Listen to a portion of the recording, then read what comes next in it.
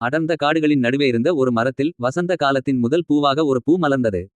உலகிற்கே தான் ஒரு புது வரவு என்பதால் அதன் மனதில் மகிழ்ச்சி பொங்கியது. ஆனால் நாட்கள் செல்லச் செல்ல அதன் மகிழ்ச்சி குறைந்து ஒருவித வேதனை படர்ந்தது. ஒரு நாள் மாலை சூரியன் மறைந்த பின் அந்த பூ தன் மரத்திடம் பேசியது. மரமண்ணா, நான் ஏன் இவ்வளவு சீக்கிரம் வாடிப் போகிறேன்? நேற்று மலர்ந்த நான் இன்றே என் இதழ்களை உதிர்க்கத் தொடங்கிவிட்டேன்.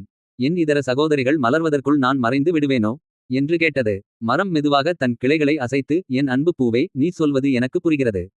ஆனால் இதுதான் இயற்கையின் நியதி. ஒவ்வொரு பூவும் ஒரு குறிப்பிட்ட காலத்திற்குத்தான் மலர்ந்திருக்கும். உன் அழகும் வாசனையும் உலகம் முழுவதும் பரவ வேண்டும் என்பதுதான் உன் பிறப்பின் ரகசியம் என்றது. ஆனால் அண்ணா, நான் இன்னும் உலகை முழுதாக பார்க்கவில்லையே. இன்னும் நிறைய பட்டாம்பூச்சிகள் என்னை தேடி வரவில்லையே. நான் ஏன் இவ்வளவு சீக்கிரம் போக வேண்டும் என்று வருத்தத்துடன் கேட்டது பூ. மரம் மீண்டும் தன் கிளைகளை அசைத்து, நீ சொல்வது எனக்கு புரிகிறது என் செல்ல பூவே. ஆனால் உன் ஆயுள் குறைவானது அல்ல. ஒருவேளை உன் இதழ்கள் உதிர்ந்து நீ மண்ணில் விழுந்தாலும் நீ விதையாக மாறி மீண்டும் ஒரு புதிய பூவாக பிறப்பாய்.